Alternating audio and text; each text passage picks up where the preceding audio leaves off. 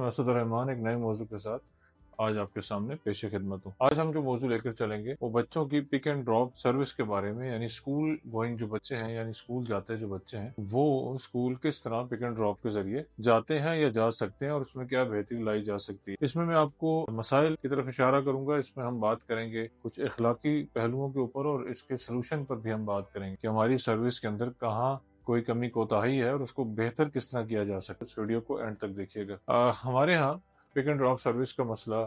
رہتا ہے، اور ایک بڑا جینوئن سا مسئلہ ہے کہ بچوں کو اسکول آخر کیسے بھیجا جائے۔ والدین اکثر یہ ڈیوٹی خود دیتے ہیں، اس سے ان کے کچھ پیسے بچ جاتے ہیں جو پک اینڈ ڈراپ سروس کو نہیں دینے پڑتے، لیکن ساتھ ہی ساتھ انہیں وقت نکالنا پڑتا ہے، اور وہی فیول جو کسی اور گاڑی کا خرچ ہوتا ہے ان کو خود سے خرچنا پڑتا ہے اپنی گاڑی کی شکل میں۔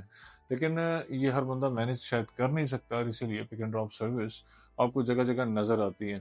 اب سوال یہ ہے کہ اسکولز یا کالجز کی اپنی بسز یا پک اینڈ ڈراپ سروس کتنی ہوتی ہیں؟ تو اس میں ایک چیز تو کامن ہے جو ہم سب جانتے ہیں کہ اسکول اینڈ کالجز کی جو پک اینڈ ڈراپ سروسز ہوتی ہیں، اگر اویلیبل بھی ہوں تو وہ سفیشینٹ نہیں ہوتی، یعنی تمام بچوں کو اسکول لانے اور اسکول سے واپس گھر پہنچانے تک شاید کافی نہیں ہوتی، اور اکثر اسکولوں میں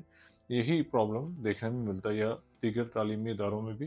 یہی پرابلم دیکھنے میں ملتا ہے۔ اب سوال یہ ہے کہ جتنے بھی پک اینڈ ڈراپ سروسز ہوتی ہیں، یعنی وہ تمام اشخاص جو یہ سروس پرووائڈ کرتے ہیں ان بچوں کو،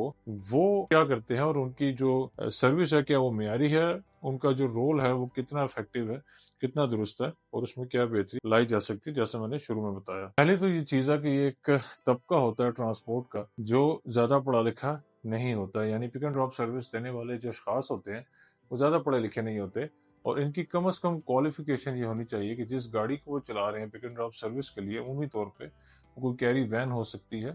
وہ کوئی پک اپ ہو سکتی ہے، جو کہ ویسے ہی ایک ایل ٹی وی گاڑی ہے۔ لیکن یاد رہے کہ جب آپ کمرشل بنیادوں پہ کوئی گاڑی چلاتے ہیں، چاہے آپ کے پاس کوئی کار ہی کیوں نہ ہو، آپ کے پاس ایل ٹی وی لائسنس کا ہونا ضروری ہوتا ہے، یعنی وہ شخص جو اس سروس کا ڈرائیور ہے اس کے پاس ایل ٹی وی لائسنس کا ہونا ضروری ہے۔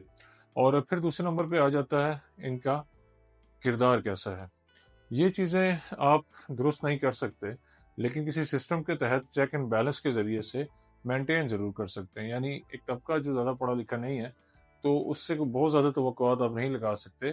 کہ وہ اخلاقی طور پہ کوئی بہت زبردست انسان ہوں گے، لیکن چونکہ ان کا کام صرف ڈرائیونگ کرنا ہے اور آپ کے بچوں کو اپنی منزل تک پہنچانا ہے اور اسکول سے یا کالج سے واپس اپنے گھر لے کر آنا ہے، تو پھر اتنا کام اگر وہ بخیر و عافیت کریں تو بھی کافی ہوگا۔ لیکن یہاں پہ ہم دیکھتے ہیں کہ بہت ساری پک اینڈ ڈراپ سروس میں بچوں کی ایک مخصوص نشستیں ہوتی ہیں، یعنی اس نشست پہ ہی وہ بیٹھتے ہیں جس پہ وہ آتے جاتے ہیں، جو کہ کوئی بہت زبردست بات نہیں ہے۔ پھر اس کے بعد ٹینٹڈ گلاسز، یعنی کالے شیشے یا چمکدار شیشے عمومی طور پہ بھی دیکھا جائے تو ملکی قوانین کے تحت ممنوع ہیں۔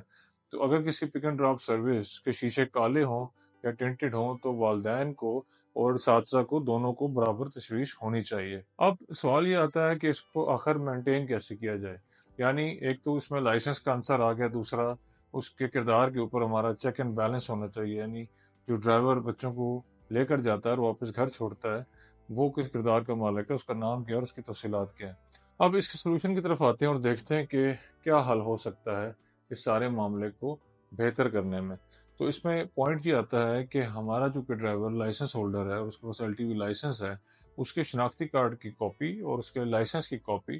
یقینی طور پہ اس تعلیمی ادارے کے پاس ہونی چاہیے جس کے توفیل وہ رزق حاصل کرتا ہے۔ عمومی طور پہ دیکھا جاتا ہے کہ جو اسکولز ہیں وہ ان پک اینڈ ڈراپ سروس والوں سے کوئی پیسے چارج نہیں کرتے، اور یہ جو سروسز ہیں وہ پیرنٹس نے خود اٹھا رکھی ہوتی ہیں، یعنی پیرنٹس خود رابطہ کرتے ہیں اور اسکول والے عملے کا یا اساتذہ کا یا انتظامیہ کا کوئی رابطہ ان سے ہوتا نہیں ہے، جو کہ بہت زیادہ غلط بات ہے۔ ہونا ہی چاہیے کہ اسکول اینڈ کالجز کی سطح پہ ان پک اینڈ ڈراپ سروسز سے ان کا رابطہ ہونا چاہیے، جو ڈرائیورز ہیں ان کا مکمل ڈیٹا ان کے پاس موجود ہونی چاہیے، جس میں جیسا کہ میں نے کہا کہ لائسنس اور اس کا شناختی کارڈ، اس کی کاپیز وہاں موجود ہونی چاہیے، اور یقینی طور پہ پھر ایل ٹی وی لائسنس شناختی کارڈ جب کسی شخص کا اس کا ریکارڈ جو ہے اس کی فوٹو کاپی ادارے کے پاس ہوگی تو پھر وہ شخص انڈر کنٹرول رہے گا۔ اسی طرح پیرنٹس کو بھی معلوم ہونا چاہیے کہ گاہے بگاہے اس ڈرائیور سے رابطہ اور تعلیمی اداروں سے بھی رابطے میں رہنا چاہیے، تاکہ انہیں یہ شورٹی ہو سکے کہ ان کا بچہ بخیر و عافیت جو ہے وہ اسکول جاتا ہے اور واپس گھر آتا ہے، اور کہیں کسی طرح کی بد اخلاقی کا شکار تو نہیں ہو رہا، کوئی بد انتظامی تو پیش نہیں آ رہی، اور جو ڈرائیور ہے وہ کہیں ان کو غلط طریقے سے ٹریٹ تو نہیں کرتا. یہ ساری چیزیں جو ہیں ذہن میں رکھنی چاہیے. تو میں سمجھتا ہوں کہ ہمیں غور کرنا چاہیے کہ پک اینڈ ڈراپ سروس میں ہمارا بچہ آیا گاڑی کی سیٹ پر بیٹھ کے جاتا ہے یا کس طرح سے بیٹھ کے جاتا ہے, کیا وہ پیچھے لٹک کے جاتا تو نہیں. تو ایسی باتیں ہیں تو پھر یقینی طور پر اس کی زندگی بھی خطرے میں. اکثر آپ نے روڈ پہ دیکھا ہوگا بہت سارے بیگز جو ہے وہ پک اپس کے باہر لٹک رہے ہوتے ہیں, بہت سارے بچے اور بچیاں بہت مشکل سے اس میں سوار ہو کے جا رہے ہوتے ہیں. تو یہ چیزیں درست نہیں ہیں. اور آپ نے یہ بھی نوٹ کیا ہوگا کہ جب بھی آپ کسی پک اینڈ ڈراپ سروس والے سے بات کرتے ہیں کہ آپ کے بچوں کو وہ لے جا سکتا ہے یا نہیں, تو اس نے کبھی نہ نہیں کرنی. یعنی اس کی گاڑی میں ہمیشہ جگہ رہتی ہے آپ کے بچوں کے لیے. اس کا مطلب یہ ہوا کہ وہ اپنے پیسوں کو فوقیت دیتا ہے نہ کہ آپ کو دی جانے والی سروس کو. تو یہ تمام باتیں آپ نے ملحوظ خاطر رکھنی. امید ہے نیکسٹ ٹائم جب آپ ڈرائیور کا انتخاب کریں گے, یعنی وہ شخص جو آپ کے بچوں کو پک اینڈ ڈراپ سروس دے کے بخیر و عافیت تعلیمی ادارے تک لے جانے اور واپس گھر لانے کا ذمہ دار ہوگا, تو آپ اس کی مکمل چھان بین ضرور کریں گے اور وہ تمام پیرامیٹر جو آپ کو اٹھا رکھنے چاہیے اس کا بھی پورا خیال رکھیں گے. مجھے اسد الرحمان کو اب دیں اجازت. نیکسٹ ایپیسوڈ میں کسی نئے موضوع کے ساتھ پھر سے حاضر ہوں گے. السلام علیکم.